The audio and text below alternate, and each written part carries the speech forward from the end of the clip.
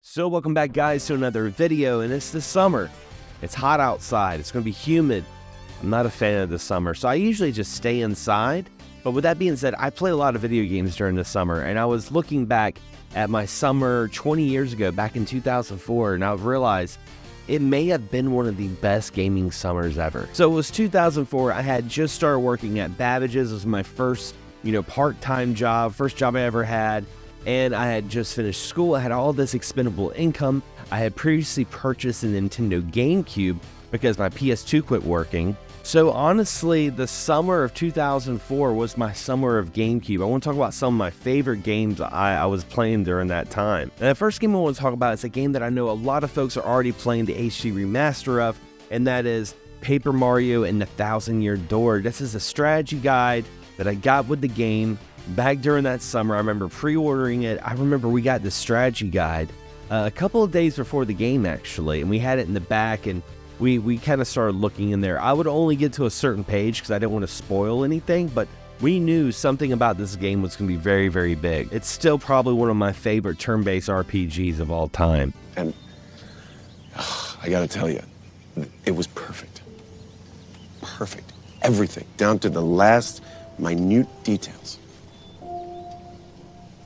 And I eventually do want to get the HD remaster, and when I do, I kind of want to look back at the strategy guide almost like an old reference. Circuit City was closing down, and they were just having all these crazy sales. I knew someone who worked at Circuit City at the time, and I remember they actually phoned me up, and they're like, "Hey Xander, you need to get to Circuit City. They have a great deal on GameCube games."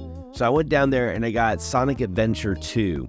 And you got to understand, the Sega Dreamcast wasn't dead for that long, but it was still very foreign to see Sonic on a Nintendo console. But seeing that at the time I didn't have a Sega Dreamcast, I was like, man, I really want to play this game. And what a fun Sonic game. One of my favorites in the series. I mean, the Sonic levels are a lot of fun. I actually really enjoy Tails and Dr. Eggman's levels, or more like shooters. So the only stages I really didn't like in that game, and I think a lot of folks can agree, because it just kind of takes you out of the moment, is, Knuckles and Rose. So like the scavenger hunt levels for the Chaos Emerald. And I lost so many hours raising my chows in the Chow Garden. It was great.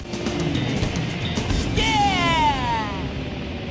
It's crazy to think that back in 2004, we were even then having a little bit of like a nostalgic retro renaissance with compilations like the Mega Man Anniversary Collection. I remember I got this. I was the only one in my store that had it pre-ordered. No customers had this game pre-ordered, but I'm a huge Mega Man fan, and at the time I didn't have all the Mega Man games on the NES. I wasn't doing emulation or anything like that. So this was a great, collection of all the previous Mega Man games. The only caveat to the GameCube version is they have the button switch from the B and the A. And that really confused me, but I adapt to it. And I did like the fact that they had almost like an easy mode, because I was never really that great at Mega Man. I didn't start getting better at Mega Man until I started playing the Anniversary Collection and kind of learned a little bit more about the mechanics. Final Fantasy Crystal Chronicles was an amazing and innovative game for its time. The footage is actually from the HD remaster, which honestly I haven't played, but I feel like it's one of those games that you just had to be there or experience with the OG hardware.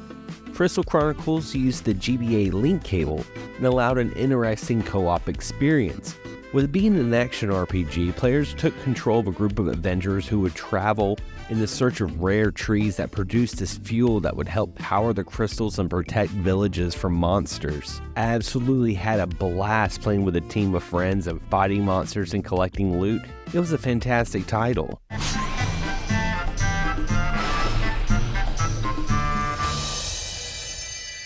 Final Fantasy Crystal Chronicles Remastered Edition, available now. And probably one of the best remakes. One of my top 5 favorite remakes, and that is Metal Gear Solid Twin Snakes.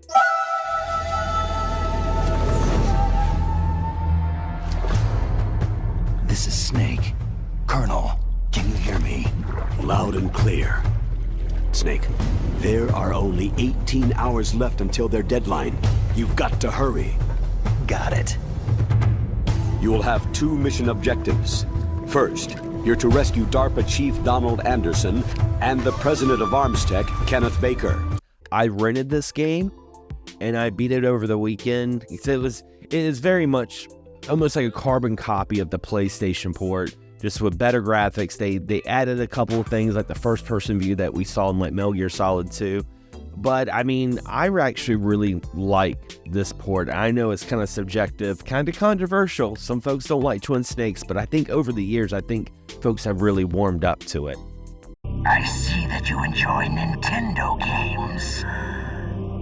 So, you like adventure games? You seem to like The Legend of Zelda, don't you? If any remake or remaster needs to be ported to modern consoles, Metal Gear Solid Twin Snakes is definitely one of them. Send him a message.